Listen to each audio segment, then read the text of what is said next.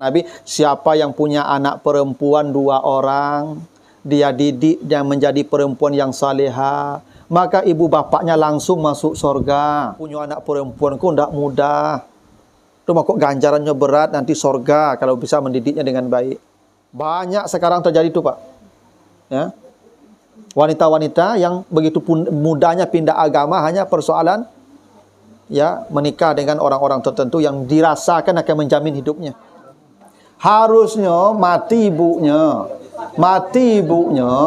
besok pagi sudah maknya matinya tanya apaknya lah, Pak, lah nampak ganti amak dah Pak. Harus sama dia tu, ya, dah itaga sudah tu. Tanya dek kawan-kawan kan gara-gara menikah Pak balik Pak, yo, menggaruk punggung dan saya. Jadi ternyata istri kawanku ibu, carilah, ya, kalau yang tak ada cari. Itu perintah agama itu sendirian itu. Kalau nanti dia di sorga nanti akan dikumpulkan dengan suami terakhirnya. Suami pertama satu kan bidadari banyak. Cuma kok banyak bidadari di situ yang tidak ada di dunia ini. Dia sehat, dia normal. Datang laki-laki baik, dia tetap saja menolak, memilih hidup sendiri, bukan umatku. Suatu hari meninggal, itu salah satu yang tetangganya meninggal Pak. Yang laki-laki meninggal. Yang payah hidupnya cik, yang cik kayu. Yang cik miskin, mati yang miskin tadi suaminya. Terus payah di anaknya, di istrinya mana miskin, mati. Ke cik apa kau dekat malam-malam kau musyawarah je istrinya, Bu. Ibu mencari ibu tu jo anak-anaknya, sajak mati apa tu susah mana hidup mereka. Kau bawa anak-anaknya kamari, bawa bela si anaknya di situ. Ke cik apa ke ibu tu.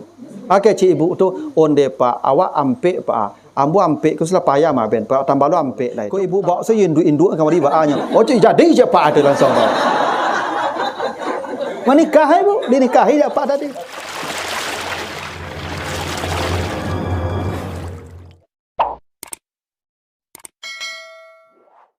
Assalamualaikum warahmatullahi wabarakatuh. Alhamdulillahi rabbil alamin. Assalatu wassalamu ala asrafil anbiya'i wal mursalin wa ala alihi wa ashabihi ajmain. Yang saya hormati Bapak Kepala Dinas Pertanian Kota Padang, Bapak Ibu para pejabat di lingkungan Dinas Pertanian, Bapak Ibu hadirin jamaah yang dimuliakan Allah. Kembali kita bersyukur kepada Allah atas segala karunia-Nya. Salawat dan salam untuk Nabi kita Muhammad sallallahu alaihi wasallam.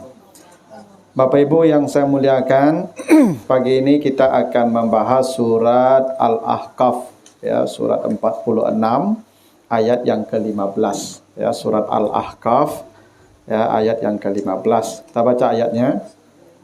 A'udzu billahi minasyaitonir rajim wa wassaynal insana biwalidayhi ihsanan hamalathu ummuhu kurhan wa wada'athu kurhan wa hamluhu wa fisaluhu salasuna syahran hatta iza balaga asyuddah wa balaga arba'ina sana qala rabbi auzi'ni an ashkura ni'mataka allati an'amta alayya wa ala walidayya wa an a'mala salihan tardah wa aslih li fi zurriyati inni tubtu ilaika wa inni minal muslimin. Artinya, dan kami perintahkan manusia agar berbuat baik kepada kedua ibu bapaknya. Ibunya yang telah mengandungnya dalam keadaan yang berat dan melahirkannya dalam keadaan yang berat, mengandung dan menyapihnya selama 30 bulan sampai apabila dia telah mencapai usia matang, yaitu ketika usianya mencapai 40 tahun. Manusia berkata, ya Tuhan, berilah saya petunjuk bagaimana harus berterima kasih kepada Engkau atas nikmat yang telah Engkau berikan kepadaku dan bersyukur kepada kedua ibu bapakku. Dan berilah saya petunjuk bagaimana beramal saleh yang Engkau redai. Dan perbaikilah aku dan keturunanku. Sekarang saya bertobat kepada Engkau. Sesungguhnya aku termasuk orang yang berserah diri. Nah, itu artinya surat Al-Ahqaf, ya, surat 46. Surat Al-Ahqaf, surat 46, ayat 15. Ya.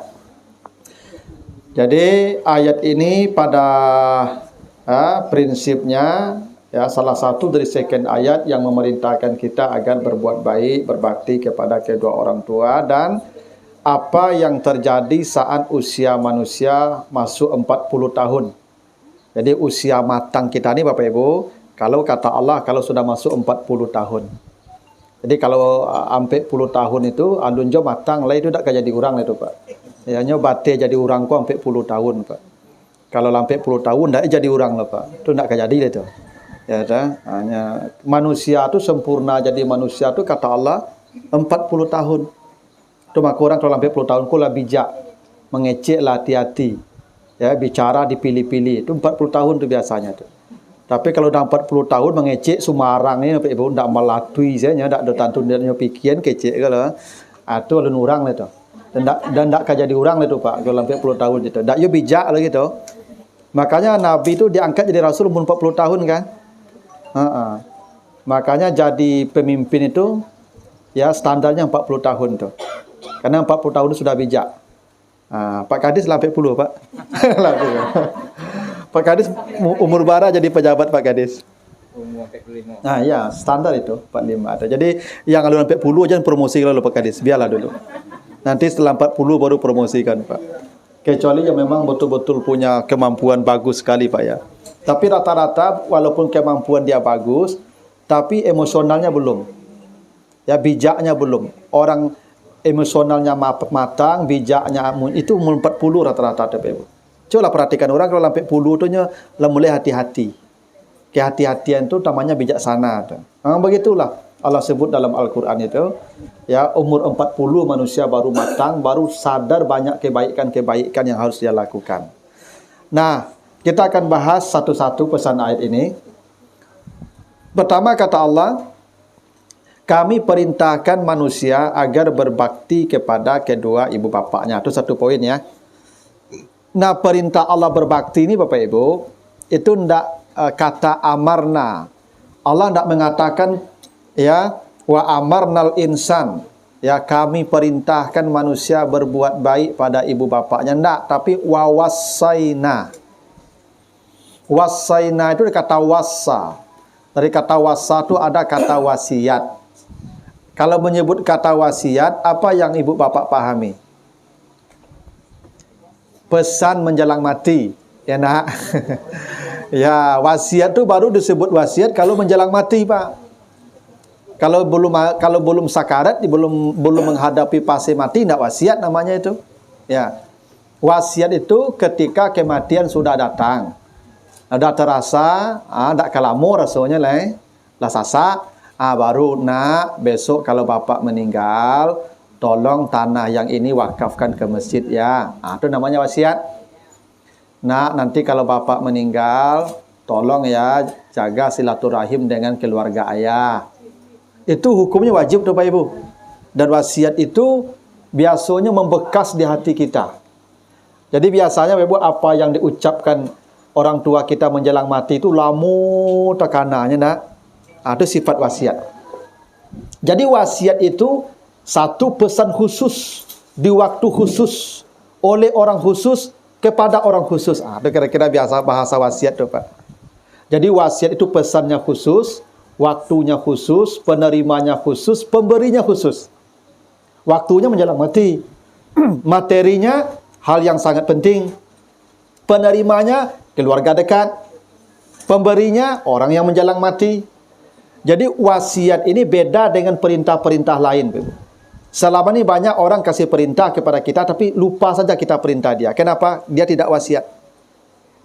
Kenapa perintah berbakti pada orang tua tidak disebutkan amarna atau kata tapi wasaina untuk memberi isyarat bakti kepada orang tua itu perintah khusus.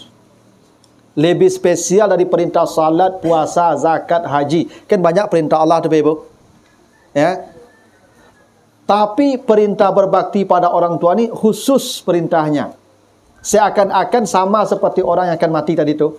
Menyampaikan pesan khusus pada keluarganya. Yang itu wajib ditunaikan dan menyentuh perasaan. Kira-kira itu makna wasiat. Itu kenapa Bapak Ibu coba perhatikan Al-Quran. Perintah berbakti pada orang tua ni selalu dikaitkan dengan menyembah Allah.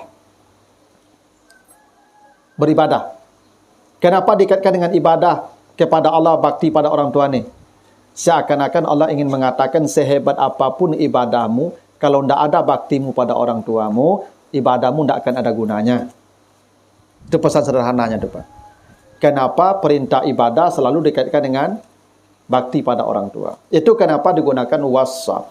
Nah, yang diperintah berbakti itu al-insan itu dipahami, itu laki-laki yang dominan. Karena anak perempuan tidak memiliki kewajiban bakti seperti anak laki-laki.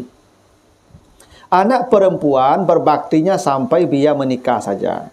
Kalau dia sudah menikah, punya suami, baktinya kepada suami saja, tidak lagi pada orang tua. Itu Bu harus pahami itu ya. Yang wajib berbakti sampai akhir hayat orang tuanya anak laki-laki. Ya. Karena anak perempuan jadi milik ayahnya sampai menikah saja. Begitu dia serah terima ijab kabul, maka anaknya berpindah milik ke suaminya. Itu makanya Bapak Ibu, kalau ada perintah suami, ada perintah ayah, tinggalkan perintah ayah ibu. Patuhi perintah suami ibu. Ya. Ayah ibu menyuruh begini, suami ibu menyuruh begini, maka suami ibu yang patuhi. Karena ibu milik dia sejak menikah. Kepatuhan ibu terbatas. Nah, makanya kalau laki-laki tidak, kalau perempuan ada batas itu ibu. Jadi kalau ibu harus memilih, ya kan pernah ada sahabat tuh, dia berkata ke istrinya, jangan keluar rumah ya, sebelum saya pulang. Suaminya pergi keluar, ya pergi perang atau kemana. Pas suaminya tidak di rumah, bapaknya sakit sampai meninggal, tidak dia tengok. Tidak mau dia tengok bapaknya, sampai meninggal. Nah ketika dilaporkan ke Nabi itu, perempuan sampai bapaknya mati pun tidak dia tengok. Katanya suaminya melarang keluar rumah. Kata Rasulullah, itu perempuan masuk surga, bapaknya masuk surga. Karena bapaknya bisa mendidik anaknya patuh pada suaminya. Ibu patuh ke suami itu didikkan apa ibu tuh? Itu pasti didikkan ayahnya tuh. Ya. Nah, jadi itu kenapa ibu-ibu kalau keluar rumah pun harus minta izin. Tidak boleh ibu semena-mena. Itu aturannya begitu karena ibu milik dia. Nah, yang wajib berbakti itu kami anak laki-laki ini yang tidak ada limit waktu. Kalau ada sahabat datang mengadu, ya Rasulullah, bapak saya kalau ke rumah saya itu nyambi-ambil saya si rumah hamba kok. Nyambi-ambil saya si rumah hamba. Apa kata Nabi kepada laki-laki tadi? Anta wa maluka li abika, jangankan seluruh hartamu, engkau pun milik dia. Jadi kami anak laki-laki ini ibu-ibu, kami milik ayah kami, milik ibu kami sampai mati. Kalau ibu milik kami. Kami tidak milik ibu loh. Anda ibu protes langsung tak? Ibu itu milik kami karena ibu diserahkan di ayah dulu kan, ternyata lima dulu pemilik. Saya nikahkan engkau, saya terima menikahi anak bapak. Buat alai cepatnya nak betul dulu. Ibu diserahkan ke kami. Kalau kami tidak diserahkan ke ibu loh. Aduh kami diserahkan ke ibu tuh. Saya serahkan anak saya pada ibu. Tidak, kami ini tidak milik ibu. Kami ini milik ayah ibu kami. Karena itu ibu tidak boleh memonopoli kami.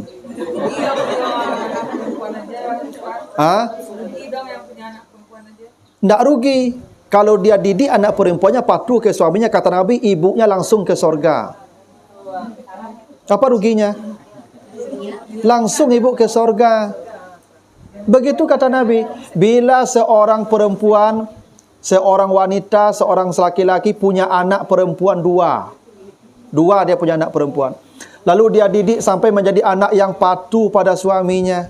Maka mati itu langsung ke surga.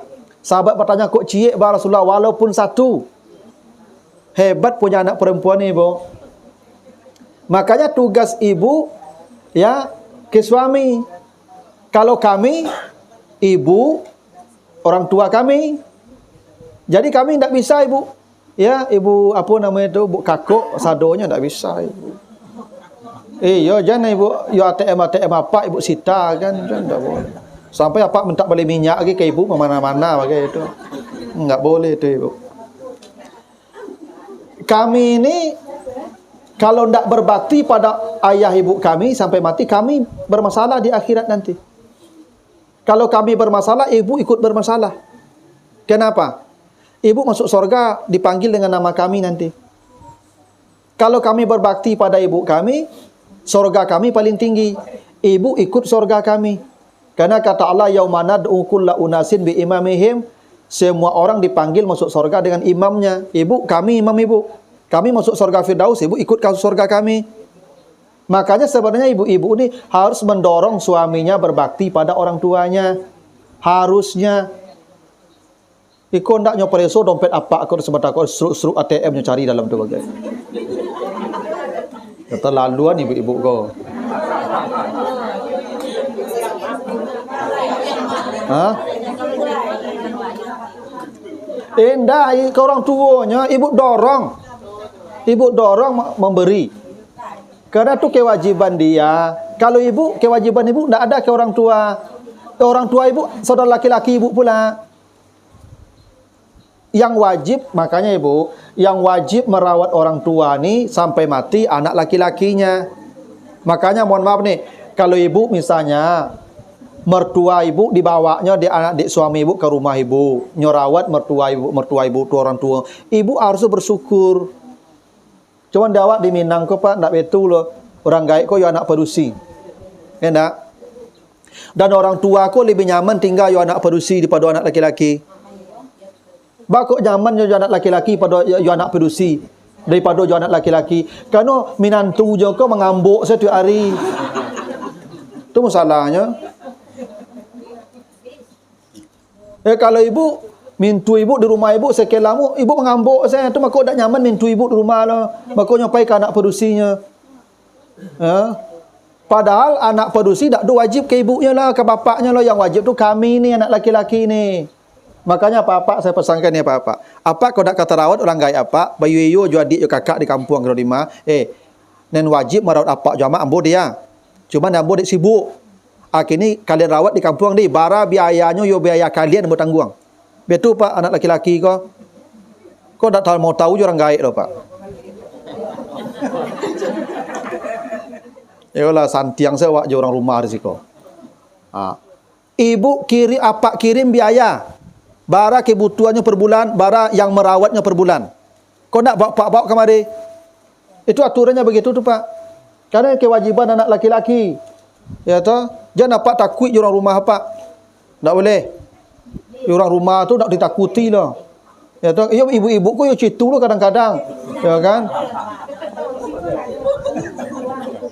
Oh perang bukan ibu lagi.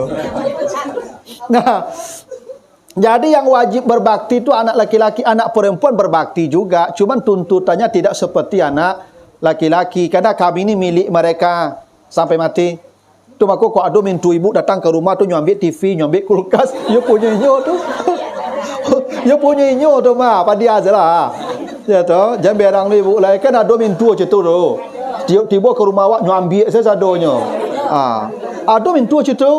Baca oleh ustaz, yang menjalang tibunya suruhan tu. Tu namanya. Ya, TV tu punya inyo juga.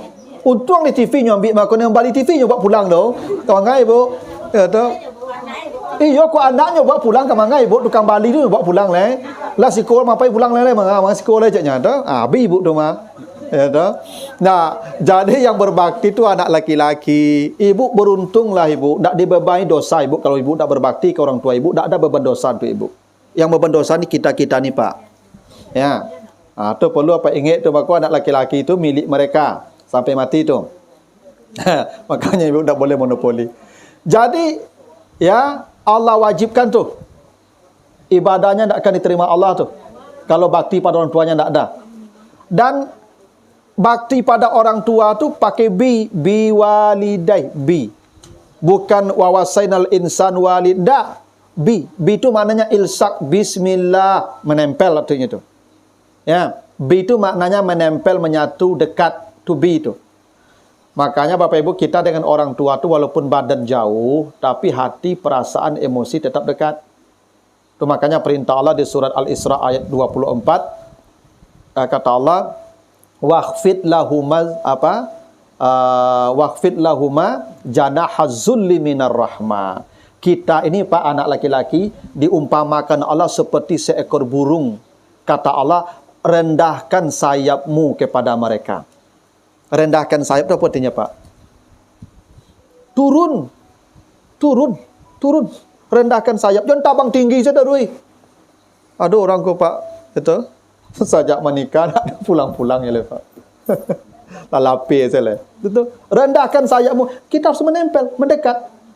Itu kenapa orang tua itu harus berada di samping anak laki-laki di hari tua. Itu aturan agama Ibu Bapak ya. Orang tua itu harus di samping anak laki-lakinya di hari tuanya. Makanya indakal kibar bahasa Al-Qur'annya, disisimulah di masa tuanya. Seperti apa dia di masa kecil kita dulu, selalu digendongnya, harus begitu pula dia di masa tuanya, di samping kita. Itu makanya ibu-ibu tolong dorong suami ibu. Kalau memang orang gaibnya itu rapuh, tolong kecen dah, bawa lah orang gaib kasih ko, rawatlah dah. Oh kalau ndak amunya kamari, tolong bayi sedang merawat di kampung tu. Itu harusnya ibu-ibu. Ya. Nah, biar ibu-ibu ni ya mendorong suaminya untuk dapat surga paling tinggi. Maka menyabi. Nah, berbuat baik itu walidai bukan abawai. Walid itu yang melahirkan. Kalau orang tua tu dalam Al-Quran ada abawai, ada walidai. Bedanya apa kalau abawai bapak, abun, bapak dan ibu. Kalau walidai ibu dan bapak. Jadi kalau berbuat baik, walidai yang melahirkan, artinya ibu dominan, bapak include di situ, menumpang. Itu makanya Nabi ketika ditanya, ya Rasulullah, saya ingin berbuat baik kepada siapa? Ibumu. Lalu ibumu. Lalu ibumu. Lalu abuk, baru bapakmu. Jadi ibu-ibu, papa harus paham nih. Jadi berbuat baik ke orang tua tu ibu 3 kali tu. Lah 3 kali nyobalian baju induknya nang kampek berapa? Itu aturannya tu Kadang apa aku capek pamerangnya. Pulang nyobalian baju amak sini nyobalian. Apa antuk dulu Pak? Ya antuk dulu. Besok pulang nyobaliannya amaknya nyobalian balik. Nen awak alun jo lai. Apa antuk dulu Pak? Antuk. Ya, nen ketiga pulangnya nyobaliannya amaknya baru amaknya pergi piti awak ndak jo lo. Antuk Pak lu.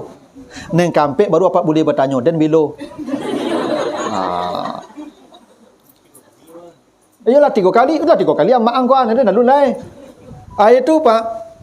Jadi memang ibu ni paling dominan kalau bakti, tapi kalau perintah bapak. Ibu menyuruh mandi, apak menyuruh makan, perintah sama-sama terjadi, makanlah, jangan mandi. Karena apak pemimpin. Bahkan ibu pun tak boleh memerintah kalau apak memerintah sebenarnya. Itu aturannya. Pak kepala memimpin, bagi perintah. Ibu kabak bagi perintah. Orangnya sama, dia perintah wakatunya sama, perintah beda. Perintah sang ke ibu ikuti. Kepala ayat tu sama di rumah tangga tu. Amak menyuruh mandi, apak menyuruh makan, makan dulu. Itu kalau perintah betul. Amak pun tak berhak memerintah kalau apak ada perintah. Itu makanya ibu-ibu, danga-danga kalau ada perintah apak, jangan memerintah yang beda dengan perintah suami. Karena ibu tak boleh memerintah di rumah tu. Yang boleh memerintah hanya suami, karena suami itu matahari. Begitu kata Allah di surat Yusuf. Jadi ibu jangan memerintah-merintah. Anak-anak jadi perintah kalau suami lah memberikan perintah. Ibu tak boleh perintah lagi tu. Ya, kadang-kadang ibuku memerintah saya di rumah tu. Sampai juga apa-apa pun dia memerintah bagai. Dah anak saja perintah loh, apa pun dia perintah jo. Ya tu. Minta tolong sebanyak tu tolong tiup sabanta lah. Tu tak menolong tak tolong namanya tu nyuruh tu mah. Kadang ada ibu-ibu tu Pak angket ko. Ko lai caknya. Ko cek lai caknya. Kata apa? Cik-cik lah perintah ibu, cak apa. Dak cik ibu jangan menjawab panjang yo caknya. Ibu cik tu mau payah mati besok tu. Menyuruh-nyuruh suami tu. Tak boleh. Itu. Ibu kalau minta tolong boleh, minta tolong. Minta tolong. Pak, tolong angkit jamuran cik Pak ya. Minta tolong Pak, minta tolong cik Pak angkit. Angkit salah surang ciknya. Ya, ibu minta tolong kan? Namanya minta tolong tu boleh diperkadangkan boleh indak. Kok indak aja angkit lah ibu surang ni. Jangan berang lu ibu. Ibu minta tolong mah. Nah. Nah. Jadi walidai itu ibu nomor satu kalau berbuat baik. Tapi kalau perintah bapak nomor satu. Jangan ibu salah pakai itu. Ya, kalau ada perintah ayah, ada perintah ibu. Nah, bapak ke nomor satu perintahnya laksanakan. Karena perintah bapak itu di atas perintah ibu. Kalau perintah ya. Tapi kalau berbakti, memberi ibu yang nomor satu. Baru bapak. 3 kali ibu, baru ke bapak. Makanya disebut walidai, bukan abawai. Walidai. Lalu ihsanan. Ihsanan tu Ibu, bukan berbuat baik. Ihsanan itu berbuat lebih dari yang semestinya. Kata ihsan itu di atas adil. Makanya di surah An-Nahl 90, innallaha ya'muru bil adli wal ihsani. Ihsan itu di atas adil. Adil itu sebagaimana mestinya. Itu adil. Ihsan lebih dari semestinya. Kalau ada orang harus diberi, misalnya, yang ihsan itu misalnya ada pegawai bekerja, gajinya harusnya 4 juta. Pejabat yang ihsan 5 juta dia gaji. Itu ihsan.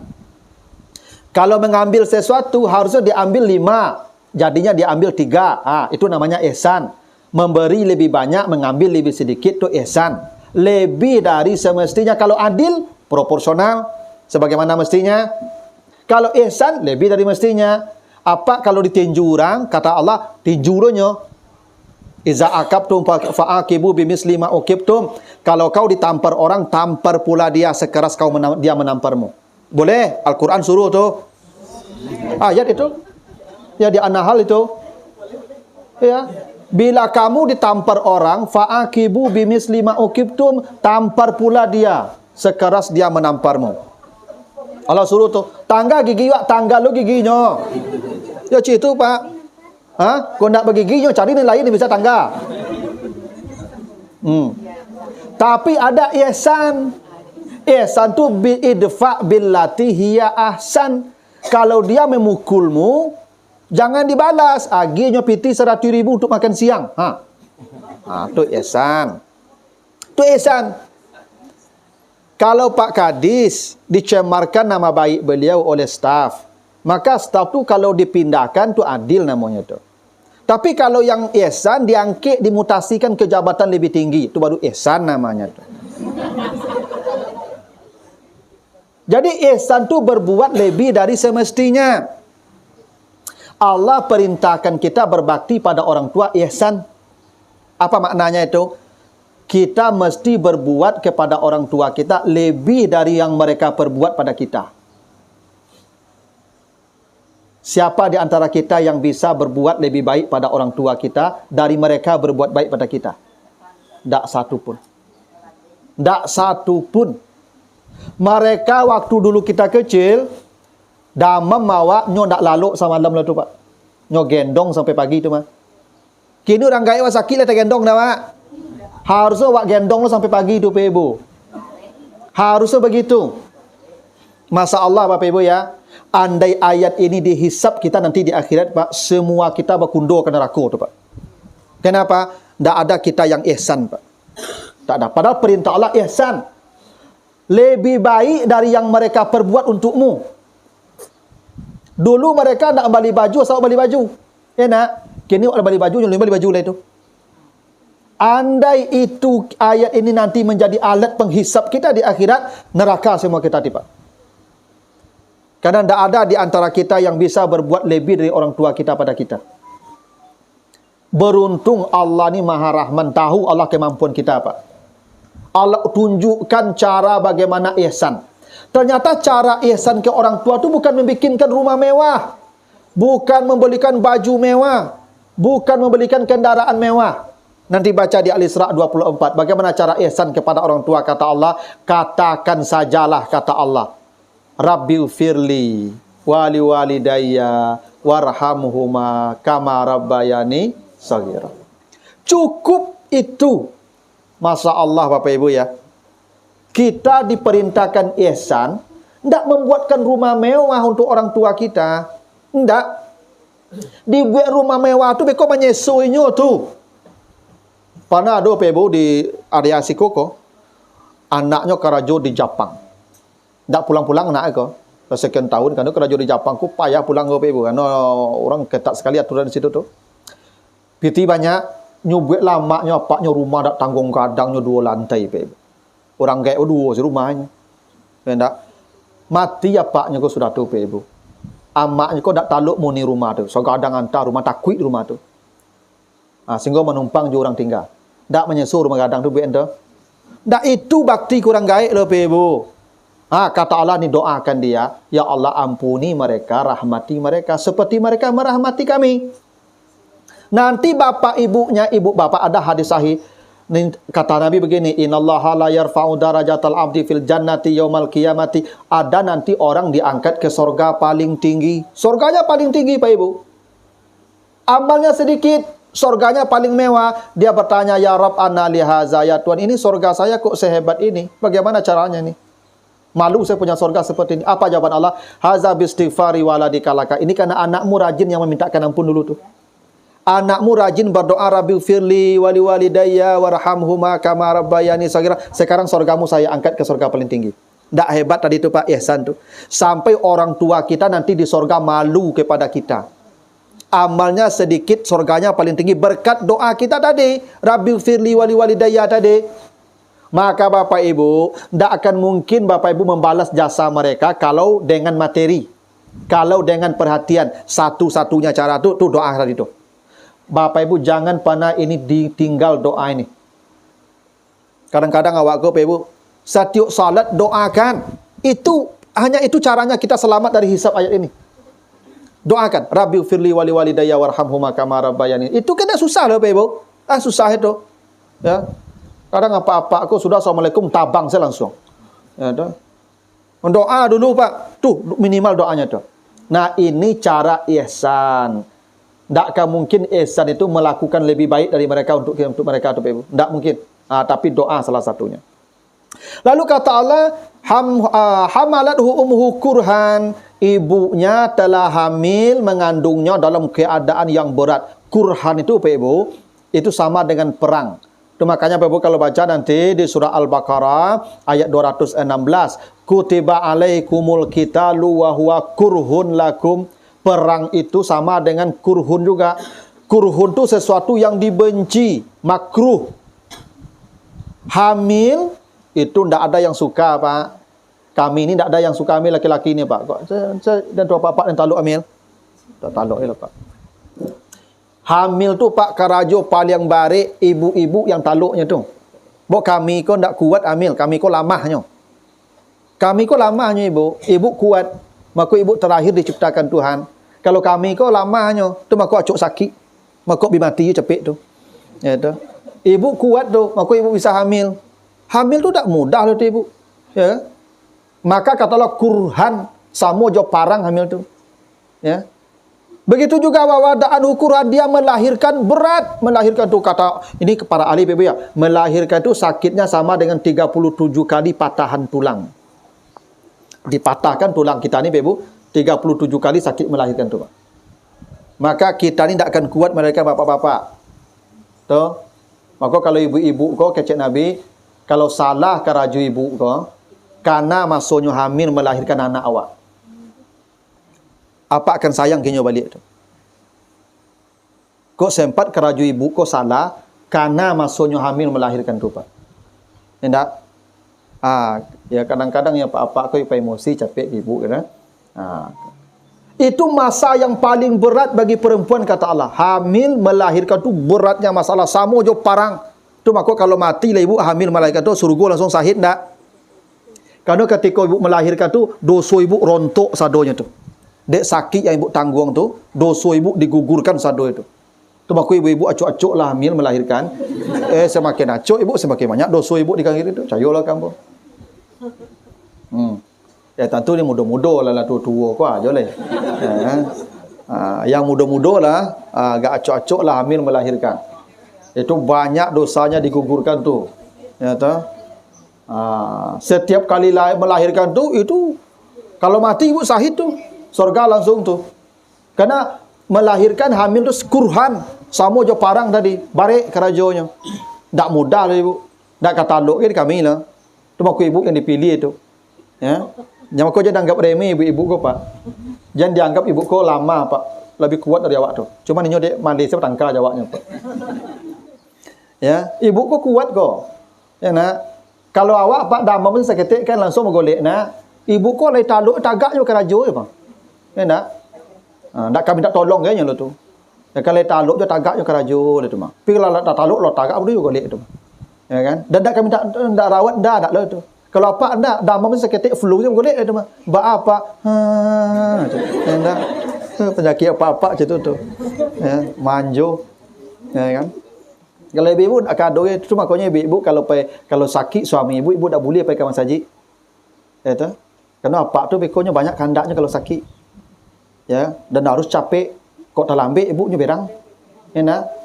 Jangan sampai ibu beko berang apanya meminta sesuatu ke ibu. Ibu belum tiba boleh kan? Besok mayang ibunya berang kesal matinya langsung. Maijo mati ketika kesal tu neraka untuk ibu tu mah. Ya tu. Ya kadang-kadang ibu kan cutu tu. Kalau apa tu kalau sakitnya capek kandaknya harus tiba. Bu, tolong minum. Ibu lama mencuci di belakang kan bersudan mencuci tu 10 minit baru datang minum. Okey cepat. Ndak perguna dan dikau lah ya katanya. Ndak. Tu apa-apa tu makanya jangan sampai kesalnya ke ibu. Kok mati sedang kesal tu bekonya. Ya dah.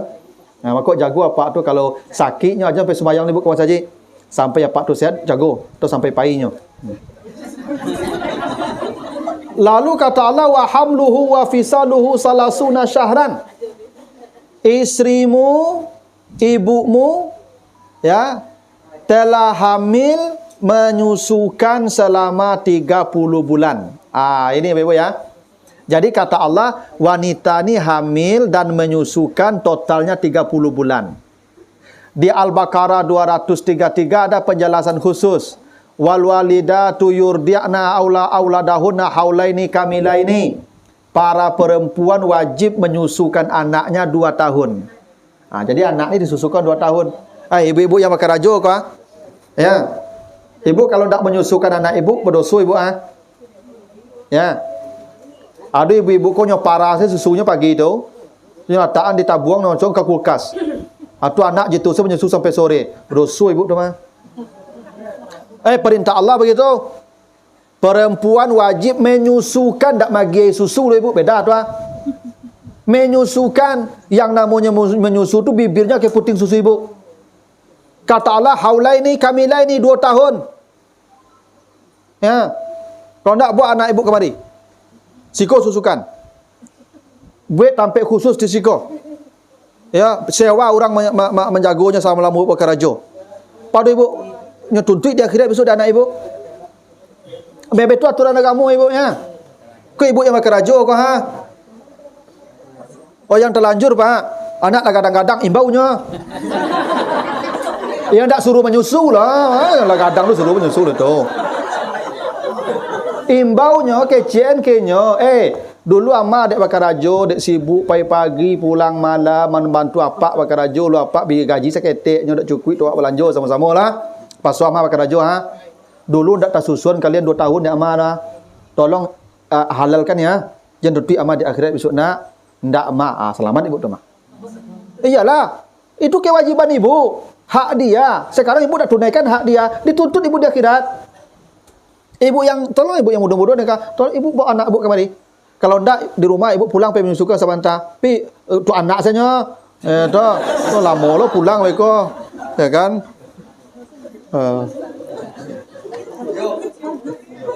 Kau alasan menyusun anak ke lama anak lo. Ya dah, pulang balik kantor. Kalau tak bawa kamari, cari tukang kasut siko.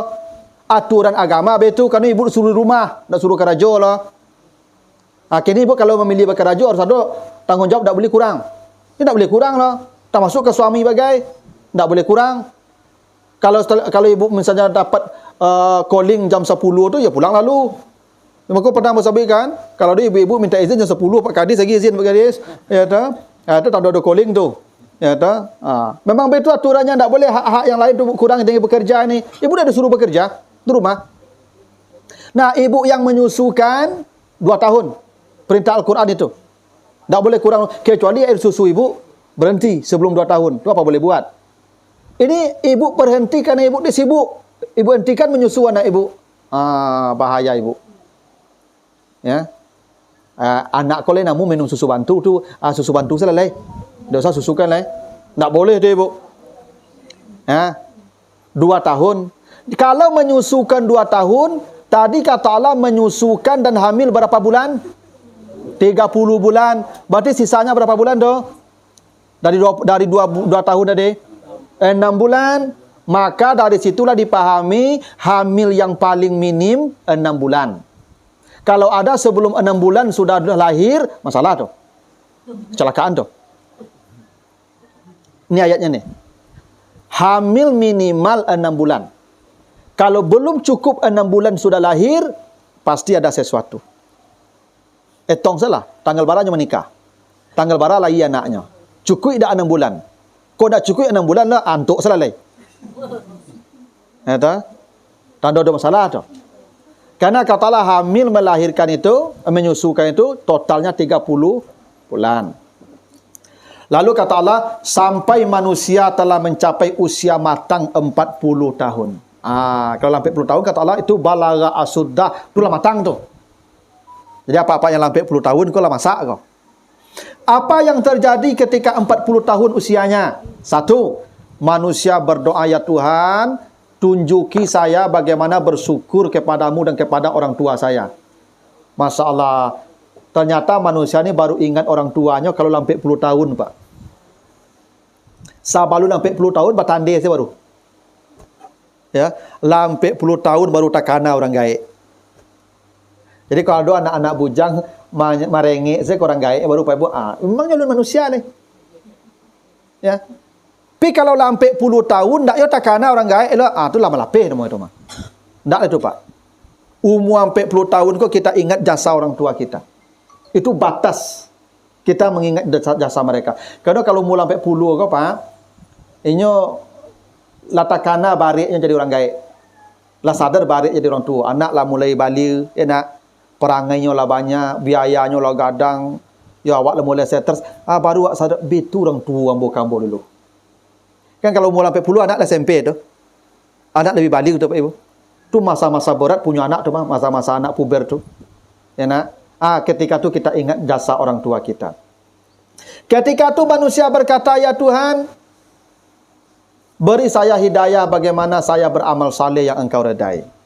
Jadi kalau ada orang mau sampai 10 ke Mas Haji, memang yo tu Pak. Makanya cuba cari pai-pai dengar pengajian Pak, yang mendengar wirid, mendengar pengajian, bara umurnya rata-rata. Sampai 10 tahun kate, atau lah pensiun. Jarang-jarang anak muda aku yang ahli ibadah. Karena ahli ibadah aku sampai 10 umurnya Pak. Tu makanya pai mendengar ceramah tu dan pensiun lala lapuk-lapuk, itu. Kalau ni rancak-rancak dan kinclong-kinclong itu tampaknya di mall, di hall, di kafe-kafe ya nak. Ibu bapa pernah ndak ke kafe? Ada ndak gak lapuk di kafe? Ndak, di kafe tu dan rancak-rancak.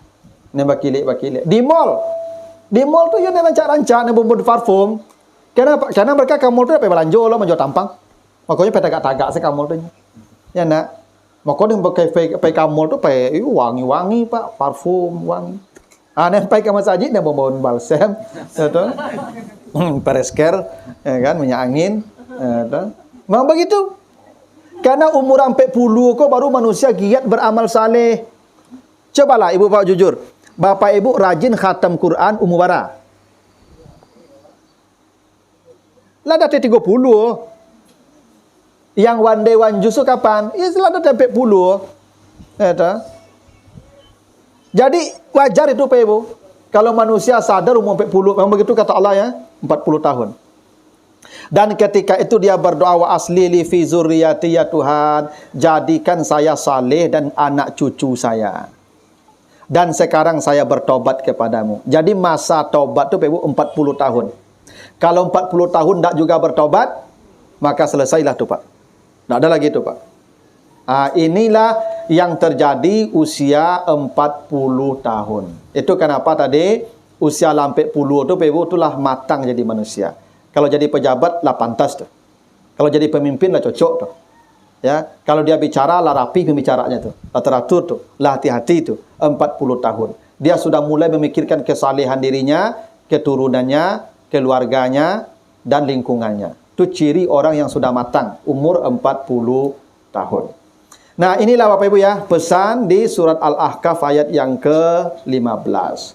Nah, kalau ada pertanyaan seperti biasa, tanpa batas ya, sesuai apa yang ingin Bapak Ibu sampaikan. Nah, mudah-mudahan bisa saja. Saya persilakan Bapak Ibu, kalau ada pertanyaan. Kan kata surajat ulama Pak Ustadz, katanya umur 40 tahun itu sudah melekat khatamallahu ala qulubihim wa ala absarihim wa ala ya. Apakah memang orang yang misalnya ibadahnya kurang terus perbuatannya jauh dari agama, memang umur 40 itu tidak akan berubah lagi karena ada ini khatamallah sudah diberi sama Allah kepada dirinya? Apakah memang betul Ustaz? Maka orang itu tidak bisa berubah lagi? Baik. Sebenarnya begini Ibu, perubahan itu kita yang mengubah. Kan kata Allah begitu, innallaha la yughayyiru ma biqaumin hatta yughayyiru ma bi anfusihim. Allah tidak akan mengubah seseorang kalau dia tidak mau mengubah dirinya. Itu kenapa hidayah itu tidak kita tunggu. Hidayah itu kita cari. Kapan kita minta hidayah? Setelah iyyaka na'budu wa iyyaka nasta'in, baru ihdinas siratal mustaqim. Bapak Ibu kalau dapat hidayah, ibadahlah dulu, minta tolonglah dulu, nanti dia dapat hidayah tu. Jangan Bapak Ibu tunggu hidayah datang, tak datang dia tu. Baku arunjo sumayang alai, alun tibu hidayah le dak katibonya loh. Dak katibonya loh. Cari hidayah tu. Minta, cari. Jadi sebenarnya orang tu masih bisa berubah. Apa yang tak bisa berubah? Bisa berubah. Kalau dia mau berubah. Makanya batas ini batas standar. 40 tahun itu standarnya manusia menjadi baik. Bukan berarti setelah itu mereka tidak bisa jadi lagi baik lagi. Bisa kalau mereka masih mau. Tapi umumnya manusia 40 tahun itu menjadi saleh. Cobalah Bapak Ibu perhatikan. Mas Haji isinya kan orang 40 tahun kata. 40 tahun kata kok lah jarang pai kamol. Tapi ada juga yang aneh, Pak. Lah pensiun masa posko domino pakai. Ya, Pak. Kalau bisa pensiun kok coba Sudirman kok. Kamai Mas Haji lo payah tu nyoto. Ada orang dah pensiun, Pak. Ya. Ndak ke Mas Haji payah lah, Pak. Ada lo grupnya, Pak. Ada lo poskonya, Cik. Dari pagi sampai sore duduk di meja tu. Ndak kau rugi duit tu, Pak. Harusnya umur 40 tadi lah matang. Ikutlah pensiun, alunnya lah saleh lah. Itu yang sulit tu Bapak Ibu. Kalau lah model tu, itu lagi ibarat buah tu lah busuk. Lah payah helok itu mah, yang segitu tu. Tapi bukan berarti sampai mati dia tidak akan mungkin berubah, mungkin saja. Makanya ada orang kan di masa hidup, di akhir hidupnya dia menjadi saleh. Yang sepanjang usia dia bermaksiat. Banyak dari orang yang begitu tu. Ada orang yang dari awal saleh tapi di ujungnya dia ahli maksiat. Ada dulu pernah seorang alim, seorang saleh namanya Bersisa. Ya, yang saking hebatnya ilmunya, amalnya, itu pun ya murid-muridnya pun sudah bisa ya sudah dapat karamah yang hebat-hebat. Apalagi dia. Nah, tapi kemudian setan datang menggelincirkan dia. Sesat di ujung hidupnya. Yang Allah hitung di ujung itu. Ada orang yang bermaksiat sepanjang masa seperti apa? Itu ada Freddy Budiman itu. Kegembong narkoba kan. Tapi di ujung tobat dia, Pak. Pas ditembak dia baca syahadat kan. Ya, mati dia. Surga tuh, Pak. Kenapa? Yang dihitung di ujung. Tapi biasanya begini, Pak, ibarat kayu. Kalau kayu condongnya ke barat, robohnya ke barat. Kalau condongnya ke timur, robohnya ke timur. Manusia itu akan mati sesuai kecenderungan masing-masing. Yang cenderungnya kepada taat, mati dalam taat. Yang cenderungnya kepada maksiat, mati dalam maksiat. Biasa begitu tuh, Pak. Makanya kita membiasakan diri dalam ketaatan, mudah-mudahan kita mati dalam ketaatan itu. Orang yang rajin ke majelis ke jarang matinya dalam kesesatan tuh, Pak. Tidak mungkin. Karena condongnya sudah ke sana, kebaikan. Nah, itu kenapa kita disuruh ya, kalau dalam hadis Nabi itu suruh anakmu salat usia 7 tahun ya. Umur 9 tidak salat pukul lagi. Kenapa dari umur 7 kita menyuruh, memaksa, memukul? Supaya terbiasa. Kebiasaan itu nanti yang menuntun matinya tuh. Ya. Orang kalau biasa madu aduk batu, Pak. Menjelang mati itu besok madu aduk batu itu. Kenapa? Orang yang biasa zikir lidahnya menjelang mati itu baca sendiri walaupun tidak diajarkan, baca sendiri. Kadang manusia akan mati sesuai kebiasaannya itu. Nah, 40 tahun itu batas ya maksimalnya kita menjadi baik. Kalau di atas 40 itu juga tidak jadi baik juga, memang agak sulit jadi baik nanti itu. Ya. Memang begitulah Allah sebutkan. Nah, maka beruntunglah kita nih Pak, sebelum 40 tahun kita sudah jadi baik, sudah jadi saleh. Ya, dan rasanya sulit akan berubah arah tuh Pak. Ya. Begitu. Silakan yang lain Bapak Ibu kalau ada. Nenek saya punya anak 7. Yang 4 oke, yang 4 itu beribadah langsung Pak. Tapi ada beberapa anak beliau ini istilahnya beda agama dari orang tuanya. Sampai dengan keturunan-keturunannya gitu kan. Padahal kalau dipikirkan orang tua beliau itu taat beribadah, termasuk taat beribadah gitu. Bagaimana hisabnya nanti di akhirat? Apakah anak ini bisa memasukkan orang tuanya ke nerakanya atau ke surganya? Bagaimana caranya perhitungan itu Pak Ustaz? Anaknya ini murtad. Ya. Murtad berapa orang? Ada Beberapa ya. Penyebab murtadnya apa? Oh. Berarti orang tuanya tidak bisa selamat. Tidak bisa selamat. Karena anak perempuan itu tanggung jawab dia. Sebelum diserahkan ke orang tuanya. Dan sebenarnya pernikahan itu batal dengan sendirinya. Menikah beda agama itu batal dengan sendiri. Nabi pernah punya menantu dulu, orang musyrik, suami Zainab. Ya. Kemudian Ruqayyah, Ummu Kalsum juga menikah dengan anak Abu Lahab. Begitu Nabi jadi Rasul, diutus, anaknya tentu beriman ke Nabi. Zainab beriman, Ruqayyah beriman, Ummu Kalsum beriman. Maka Nabi langsung memisahkan mereka dari suaminya. Ruqayyah dipisahkan, Ummu Kalsum dipisahkan, Zainab dipisahkan. Maka Ruqayyah, Ummu Kalsum kemudian menikah dengan Utsman. Begitu dia sudah beda agama, ayahnya langsung memisahkan anaknya dari suaminya. Karena kalau tidak dia zina, seumur hidup. Karena tidak dianggap menikah. Menikah itu kalau dia beriman. Ya, apa kata Allah? La tankihul musyrikat hatta yu'minna wala ammatun mu'minatun khairum min musyrikatin walau a'jabatkum. Sah pernikahan itu kalau sama agamanya, kata. Kalau dia beriman, kalau tidak beriman, musyrik, tidak ada sah, tidak nikah. Jangan nikahkan, tidak sah nikahnya. Berarti yang itu semua dihitung zina sampai nanti meninggal dunia. Orang tuanya bertanggung jawab, kenapa tidak dipisahkan? Harus dipisahkan. Harus dipisahkan. Tarik, ikat anaknya itu. KB. Karena anak perempuan ini milik ayahnya. Anak perempuan saya milik saya. Saya bisa menikahkan dia tanpa sepengetahuan dia. Saya ada laki-laki yang saleh, taat. Lalu saya suka dengan dia, dia baik untuk anak saya nih. Saya tanya, sinilah, mau tak kamu nikah dengan anak saya ini? Ini fotonya. Ya Pak, boleh Pak. Saya panggil saksi, saya nikahkan dia. Saya nikahkan engkau dengan anak saya terima menikahi anak bapak lah. Sah, bawa pulangnya lah. Tiba rumah, tanya anak gadis yang berusia kau ya, laki kau macam. Lah selesai itu Pak, Ibu. Tak perlu minta izin, nyo milik ambo. Kini dia menikah tanpa sepengetahuan saya tarik dia. Tak sah menikahnya, tidak boleh menikah kalau tidak ada wali. Walinya siapa? Bapaknya. Bapaknya baru bisa ditarik hak perwaliannya kalau ini anak dengan suaminya ini sudah sama sekufu, sama saleh, sama taat. Bapaknya masih tidak mau menikahkan, baru pindah ke wali hakim. Ini beda agama. Maka bapaknya tarik anak itu. Tidak mau seret. Begitu harusnya.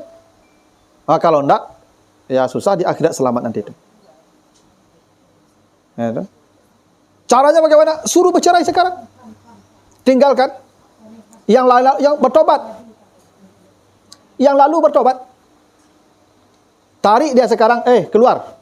Sini, tinggalkan suamimu. Tidak ada lagi menikah, sudah selesai. Yang lalu kau bertobat. Syahadat lagi. Kalau tidak, Tidak aman tuh, Bu. Susah mengatakan aman di akhirat tuh. Karena ibu tidak melakukan hal yang maksimal untuk anak-anak. Ya, toh? Kapan perlu anak tuh tangkap dia, seret, pasung. Lebih baik begitu daripada dia bersama orang-orang kafir tuh. Karena ini bukan soal sederhana nih, Bapak Ibu. Ya. Dia kekal dalam neraka tuh. Tak ringan tuh, Pak. Lebih baik sekarang kita hajar dia sekarang habis-habisan. Daripada nanti dia berteriak-teriak di neraka dan kita dengar setiap hari itu. Ya. Nah, itu kenapa tadi kata Nabi, siapa yang punya anak perempuan 2 orang, dia didik dan menjadi perempuan yang salehah, maka ibu bapaknya langsung masuk surga. Nah, itu. Jadi saran saya tolong begitulah ibu. Atau nanti ini ada rekam nih, kirim saja ke orang tua ibu. Kalau ibu tidak berani ngomong, kirim ke beliau. Atau siapa yang keluarga itu, kirimlah.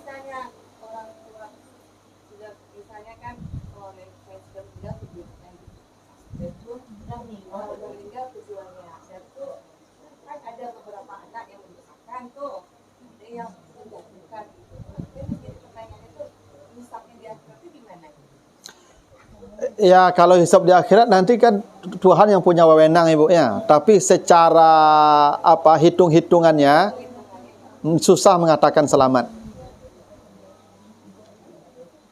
Susah. Jangankan banyak orang, kecuali seperti anak Nabi Nuh. Lain soal. Nabi Nuh sampai tenggelam, anaknya masih dia cari. Masih dia tak panggil, irkam ma'ana ya bunayya, irkam ma'ana, masuk kapal anak, masuk kapal. Lata bandam turu ya anak tu lah, kan masuk kapal ya anak. Lah hilang anaknya baru berhenti berteriak. Harusnya begitu. Sampai mati masih dia berteriak ke anaknya, nak pulanglah ke rumah anak. Kembalilah ke agama kita. Tinggalkan sampai mati masih mengatakan tu ke anaknya tu. Kalau dia melakukan tu selamatlah dia. Dia punya hujah nanti di akhirat. Sudah saya panggil ya Allah, seperti Nabi Nuh memanggil anaknya. Sayang anak saya tidak memenuhi panggilan saya. Dia bisa berhujah di akhirat nanti. Ya. Tapi kalau tidak begitu, nanti payah hujah bagaimana sidang di akhirat itu Pak Ibu. Atau maka jadi punya anak perempuan ku tidak mudah. Itu maka ganjarannya berat, nanti sorga kalau bisa mendidiknya dengan baik. Mohon maaf Ibu Pak. Saya tidak memvonis ya. Mereka itu pindah agama itu karena agamanya tipis. Kalau agamanya tebal, dididik dengan baik, tidak akan begitu. Tidak akan tuh. Ini karena didikan agamanya memang tipis di rumah. Itu tanggung jawab nanti tuh Pak. Dan ini mohon maaf Pak, tidak satu kasus ini terjadi nih Pak. Banyak sekarang terjadi tuh Pak. Ya. Wanita-wanita yang begitu mudahnya pindah agama hanya persoalan ya menikah dengan orang-orang tertentu yang dirasakan akan menjamin hidupnya. Ya, maka agama menjadi penting ibu tanamkan ke anak-anak perempuan kita. Nah, begitu. Tapi hisab nanti Allahu alam lah ibu ya. Seperti apa di akhirat nanti. Kan yang detailnya kan mereka yang tahu tuh. Yang sudah meninggal tuh. Apa yang mereka lakukan untuk anak-anak mereka kan mereka tahu. Tapi kalau dalam kasus begitu susah mengatakan selamat. Kecuali seperti Nabi Nuh belum melakukan. Sampai air hilang pun masih dipanggilnya itu anaknya untuk naik kapal supaya selamat. Anaknya memang tidak mau. Itu apa boleh buat? Nabi saja anaknya kafir, apalagi kita yang bukan Nabi. Jangan pula berputus asa apa ibu. Ya, Nabi saja anaknya masuk neraka kafir, apalagi kita. Bukan gagal dia, enggak, dia sudah berusaha semaksimal mungkin. Cuman anaknya memang membangkang, sudahlah, dia sudah punya hujah di akhirat nanti. Kalau kasusnya begitu. Ya. Yang masalah tuh kita Islam, bapak kita tidak Islam. Itu agak berat tuh. Kan banyak terjadi itu Pak. Kitanya masuk Islam, bapak kita tetap tidak Islam dia. Maka perintah agama wasahibhuma fid dunya ma'rufa, tetap berbuat baik padanya, tapi jangan mematuhi perintahnya. Ada aturannya. Kita tidak boleh mematuhi perintahnya untuk hal-hal yang sifatnya keyakinan, ibadah. Tapi berbuat baik tetap. Tapi kok nyajak awak melakukan hal-hal kemusyrikan, jangan patuh kata Allah. Tapi tetap berbuat baik padanya. Nah, yang masalahnya Pak, nanti awak pulang nyancam, intimidasi, nyusir. Kalau begitu sudah tinggalkan saja. Tidak apa-apa. Karena kalau sudah beda agama, kita tidak akan satu tempat lagi di akhirat. Walaupun ayah ibu kita beda tempat. Jadi kita keluarga ini, kalau seiman, satu keluarga lagi di akhirat. Kalau beda iman, kita bukan keluarga lagi di akhirat. Kita keluarga itu kalau seiman. Kalau tidak seiman di akhirat, kita tidak akan jadi keluarga. Nah, makanya boleh tinggalkan saja orang tua yang beda keyakinan itu. Kalau mereka memaksa kita untuk berbuat musyrik. Begitu, masih ibu tadi silakan. Mungkin pertanyaan saya tadi sesuai dengan sama Ustadz mengatakan kalau kita perempuan ini nanti di akhirat dipanggil atas nama suaminya nanti. Apabila perempuan suaminya lebih dari satu gimana Pak Ustadz? Suami mana yang? Oh iya, ya bisa jadi dia mati suaminya, menikah lagi dah, mati pula nikah lagi sampai ampe kan, mati sadonya kan, bisa jadi begitu tuh. Saleh suami kau ampe-ampeknya Pak, masuk surga semua. Yang tak saleh kan lah pisah ibu namanya tu. Cik kata aku je ibu ke surga kan, pasal ibu surga lah. Masalahnya kalau suami ibu saleh sadonya, masuk surga sadonya, maka ibu nanti ikut suami terakhir. Kan yang suami ibu yang terakhir. Nah, tapi kalau misalnya sama Nabi dengan Ummu Salamah. Ummu Salamah itu suaminya Abu Salamah. Abu Salamah itu mati di perang Badar, mati syahid, masuk surga. Tapi Ummu Salamah menikah dengan Nabi. Maka Nabi, nah dia ikut surga Nabi, karena surga Nabi lebih tinggi itu. Karena suami terakhir. Itu makanya ibu kalau kamu cari ganti, jangan sama lebih lancak terus sama lu tu. Supaya surga lebih tinggi. Kau turun surga beko. Ya, kok kamu cari ganti lebih tinggi surganya. Tu harusnya betul. Iya. Ya, Ustaz nak banyak dah. Ya memang ada jamaah itu tu Pak. Ya, Pak Ustaz yang tanya tu. Ambo suami ambo lah 3 Ustaz lah mati sadonya. Kau masuk surga suami ambo yang 3 tu ambo ikut yang mah. Kata Pak Ustaz yang terakhir ibu. Tapi ambo yang kedua dan ke-7 Pak Ustaz. Pak yang kedua cik ibu ke-7 nyo mirip je Ustaz.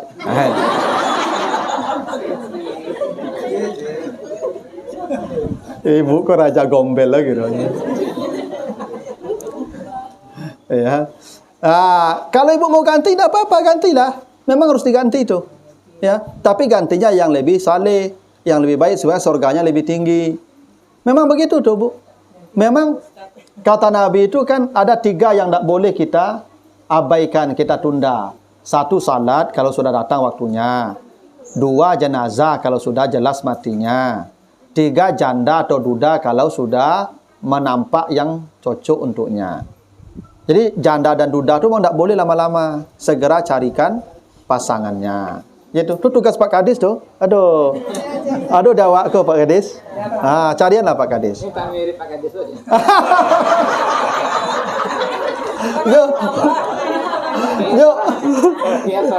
Dia mintanya mirip Pak Kadis lah kayaknya. Itu ya payah tu mah. Jadi memang tak boleh ditunda-tunda. Kadang-kadang ada orang tak mengerti Pak. Apaknya misalnya lah menduda, maknya lah mati tu. Apaknya kalau nampak pengganti amaknya anak-anakku lu bully deh. Nyancam apaknya tu malah. Itu anak durhaka itu. Harusnya mati ibunya. Mati ibunya. Besok pagi atau 2 hari, 3 hari sudah amaknya mati. Nyo tanya apaknya lah. Pak, lah nampak ganti amak dah Pak. Harus sama dia tu. Ya, dak itagahan nah. Ini awak ko pe ibu bapi pasangan. Kan kita hidup berpasangan. Kalau dak ada pasangan dak ada gunanya nah. Ya. Saya punya guru pe ibu lah 70 tahun mu itu. Mati ya istrinya. Menikah beliau 2 bulan 3 bulan sudah tu. Tanya dek kawan-kawan kan gara-gara menikah Pak balik Pak. Yo, menggaruk punggung dan saya. Jadi ternyata isteri ko perlu penggaruk punggung pe ibu. Kata punggung desen ke tembok malah ngelokak ko pe ibu. Orang rumah menggaruk nah. Kalau umur 65 ke kan matuk kan nak mulalok le ko. Kok golek-golek sama surang lama pagi. Tapi kalau lemah tawa, lah ndak capek pagi rasanya. Perlu kawan ko ibu. Carilah. Ya, kalau yang ndak ada cari. Itu perintah agama itu. Tak boleh sendirian itu. Kalau nanti dia di sorga, nanti akan dikumpulkan dengan suami terakhirnya. Suami pertama satu kan bidadari banyak. Tu kok banyak bidadari di situ.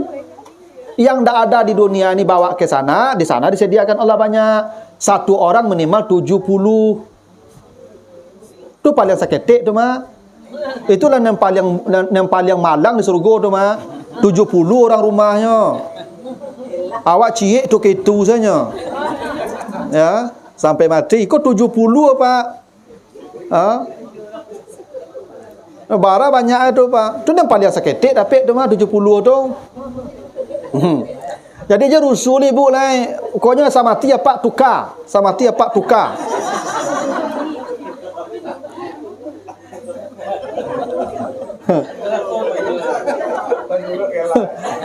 Gitu. Asa mati apa tukar. Kalau tak pandai ibu macam ni, abu bantu. Nomor WA abu ada kan? Ada stok ada. Ada. Abu bantu mencariannya ibu. Tenanglah ibu. Yang apa-apa betul lu ada stoknya, ada. Ya dah, menunggu antrian kini tu. Ya. Memang harus begitu, Pak. Tak boleh hidup sendiri itu. Ya. Itu menyalahi sunatullah kita namanya itu. Kecuali memang pertimbangannya memang betul-betul memang itu pilihannya lah. Ya dah. Atau tak apa-apa. Apalagi laki-laki. Kalau ibu-ibu memang kalau sudah mati suaminya mencari pengganti itu sulit. Banyak yang menjanda sampai mati kan. Dia tidak susah mengganti itu. Bukan susah mencarinya. Menerima pengganti baru itu agak sulit hatinya. Kalau laki-laki enggak. Laki-laki maka dia lagi idah. Kami mati, isteri kami besok pagi boleh menikah. Ya kalau punya perasaan. Makanya ibu-ibu kalau mati kan dia lagi idah sampai bulan 10 hari kan. Kalau kami mati tak ada idah kami. Makanya menangi beda kalau mati itu. Ibu kalau mati suami ibu, ibu bana basah kain dia menangi nak. Kami kalau mati ibu menangi kami kambang jari kami.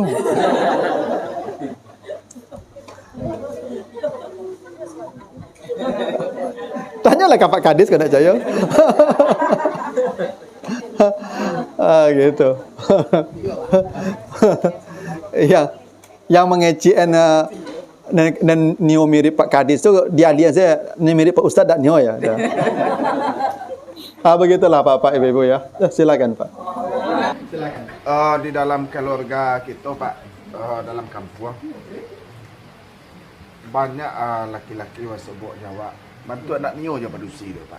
Bantu anak Nio tak apa masalah ni. Tapi kalau dia calik-calik barangainya, cok lanjut keluar kadang-kadang. Jadi yang menjadi pertanyaan kita, apakah memang sangat wajib bagi laki-laki ini beristri? Sebab kalau kita lihat ada yang tidak mau, kan begitu Pak. Itu saja pertanyaan kita Pak. Kata Nabi, an-nikahu sunnati. Menikah itu sunnahku. Sunnahku jalan hidupku. Faman raghiba an sunnati, kalau ada yang benci jalan hidupku, ada yang tak mau menikah. Ada jodohnya, ada orang mau tapi dia tak mau. Dia memilih sendiri. Kata Nabi, falaysa minni, dia bukan umatku. Tak akan masuk surga dia mati itu Pak. Ada orang datang ke dia, dia tetap menolak. Padahal dia ini orang baik, saleh, standar lah. Tapi dia memilih hidup sendiri daripada menikah. Maka dia benci sunnah Nabi namanya.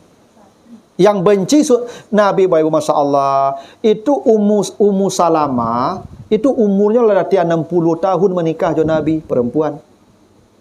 Itu namanya siapa? Istri Nabi setelah Khadijah itu, saya lupa namanya. Itu istri Nabi yang kedua setelah Khadijah meninggal, usianya 65 tahun. Yang menikah dengan Nabi itu, baru dengan Aisyah. Rata-rata usia Nabi, istri Nabi itu 40 tahun. Mereka tetap menikah walaupun sudah tua. Karena itu sunnatullah, sunnah Nabi. Ibu juga begitu. Tak boleh ibu hidup sendirian. Kecuali ada betul-betul keadaan yang memang ibu memilih sendiri. Ini memang pertimbangan bukan karena tak suka, tak mau. Ya, kan ada juga perempuan itu pertimbangannya memang bisa diterima secara agama. Ya. Bisa jadi dia misalnya kan punya kelainan-kelainan di tubuhnya. Dan mungkin dia tak mampu melayani laki-laki, itu boleh, itu ada alasan. Tapi dia sehat, dia normal. Datang laki-laki baik, dia tetap saja menolak, memilih hidup sendiri, bukan umatku. Saking pentingnya menikah. Sebab kalau manusia kau tak menikah, akan menjadi penyakit sosial. Laki-laki begitu, perempuan begitu. Itu maka di negara-negara seperti ada saya baca di Tunisia atau di mana. Itu di Tunisia itu ada perpres. Perpres. Tidak boleh wanita di sana tanpa status. Harus status ada istri orang. Walaupun istri kedua, ketiga, keempat. Dan laki-laki disuruh di sana berpoligami. Wajib. Istri kedua, ketiga, keempat negara yang membiayai. Betul menyelamatkan bebas dan masyarakat dari penyakit sosial. Ya. Awak kok citu negara awak? Alhamdulillah, Pak. Ya. Sesuai syariat agama. Karena memang laki-laki terbatas. Populasi perempuan lebih banyak. Suka tak suka itu faktanya. Iya. Coba cari di sekolah-sekolah, di kampus-kampus. Banyak perusi kan? Di kantor-kantor. Di rumah apa banyak perusi? Ya dah. Itu memang begitu faktanya, perempuan memang daya tahan tubuhnya kuatnya, lambek mati. Laki-laki capek mati. Itu makanya kami seketik jumlahnya. Bagaimana menyamakan perempuan-perempuan tadi itu? Nyo masih muda, mohon maaf nih, usianya masih 25 tahun, jadi jando. Laki-laki bujang tak mau menikahi itu. Siapa yang menikahi itu? Yang seperti kita nih Pak Kades.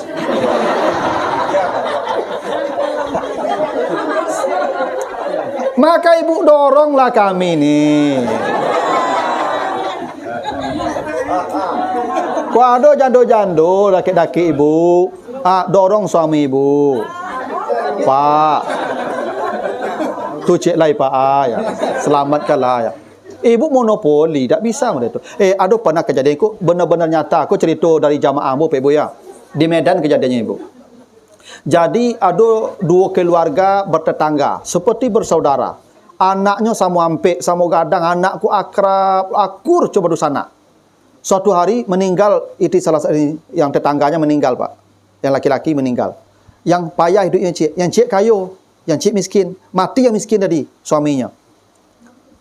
Terus payah hidup anaknya, hidup istrinya mana miskin, mati. Cik apa kau dekat malam-malam kau bermusyawarah je istrinya, Bu. Ibu mencari ibu tu jo anak-anaknya. Sajak mati apa tu susah mana hidup mereka. Kau bawa anak-anaknya kamari baanya cik apa ke ibu. Awak bela si anaknya di siko. Kecik ibu, kecik apa ke ibu tu. Kecik ibu tu onde Pak, awak ampek Pak. Ambu ampek ku sulah payah mah ben. Pak tambah lu ampek lah itu tabat taluk dan bolo. Ko ibu bawa saya induk-induk kamari baanya. Oh cik jadi je Pak ada langsung Pak. Menikah ibu, dinikahi apa tadi? Ya awak kok citu tawarnya Pak capek jadi apa? Tak kau fikir-fikir panjang walau kok citu Pak ya. Kok tahu dua dari ibu. Kami kan menunggu tahu dua dari ibu saja. Pak kalau kami nak menawarkan dari ibu kok habis Pak jangan ya kan. Kau pangana sama Pak Gadis. Cuma rasa takut beda. Cuma ibu doronglah tu. Paha ini. Kata Nabi apa ibu? Ana wa kafilul yatim kahataini fil jannah. Saya dan orang yang memelihara anak yatim seperti ini di sorga. Seperti ini di sorga. Iko memelihara anak yatim sih kok. Apalagi induk-induknya pelihara. Kecuali kadang pahala tu. Kecik ibu Pak. Nanti terakhir kau tak cocok lah. Nanti terakhir kau tak cocok lah. Tapi Bapak Ibu yang tak mau poligami itu soal lain ya. Tapi jangan benci poligami karena itu solusi dalam agama. Agama kita mencarikan solusi ketika persoalan muncul. Nih. Jadi poligami itu bukan kesenangan tu, makanya ayat tentang poligami terkait dengan anak yatim. Bacalah ayat 3 tu surah An-Nisa tu. Wa in khiftum fil yatama. Kalau kau khawatir terhadap anak yatim, nikahilah 2, 3, 4. Kan anak yatim konteksnya Pak. Jadi iya, tak gadis tu poligami ni ibu. Jando yang punya anak banyak. Itu tujuan poligami, tak anak gadis tu. Nelale put kariput yang lah nak nyoba itu yang dinikahi.